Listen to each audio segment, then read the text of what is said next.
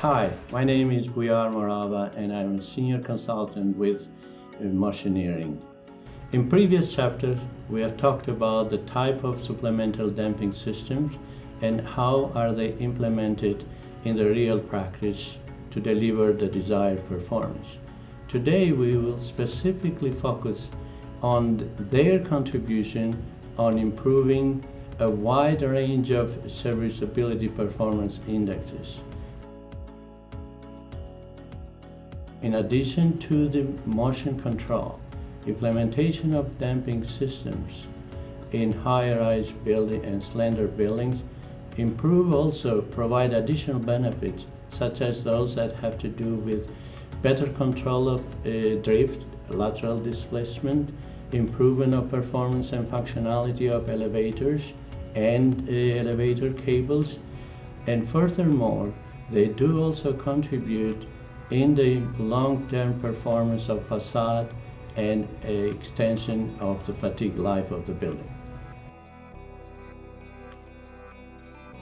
Buildings under wind action sway quite a bit and for a long time. And with all those sways left and right under wind, the stresses into the structural system of the building accumulate quite a bit.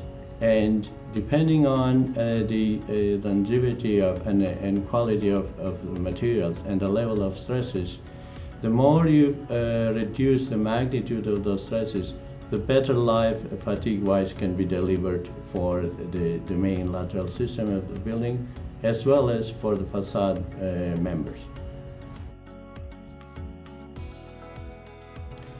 Implementation of supplemental damping system also have a positive contribution in improving the functionality and performance, vibration performance of cables elevators. That is through the reduction of, again, the displacement of the building under wind action.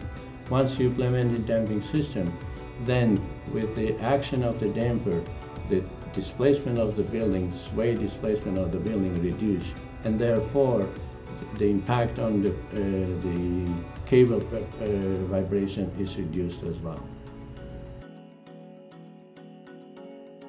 In particular for tune sloshing dampers, it's important to keep in mind the integration of damping system into fire suppression system.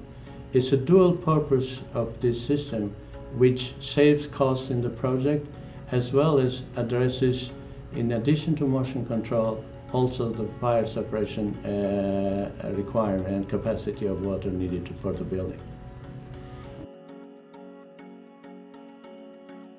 One of the ways to enhance the architectural design of landmark buildings is the integration of a supplemental damping system that is required to control the wind-induced motion into architectural design. That solution, instead of hiding a damper system within a room in a box inside the building, you expose it. So great examples of those projects are Taipei 101 in Taiwan, where the tune mass damper is also integrated as an architectural feature into the building. And also a big advantage on these kind of solutions where the dampers are exposed and accessible by the public is that this kind of integration also allows the ownership developers to also generate additional revenue through creating this kind of attraction where the public comes and visits and gets also an understanding how these high-end technologies serve buildings better. And also Shanghai Tower, one landmark project in China, where the supplemental damping system designed, implemented, tuned and commissioned by Motioneering, is also integrated as an architectural feature in display for the public. Actually, implementation of a damping system is not limited to new designs of high-rise buildings or skyscrapers. This technology can be used as well to improve the serviceability performance of existing buildings with known wind-induced motions.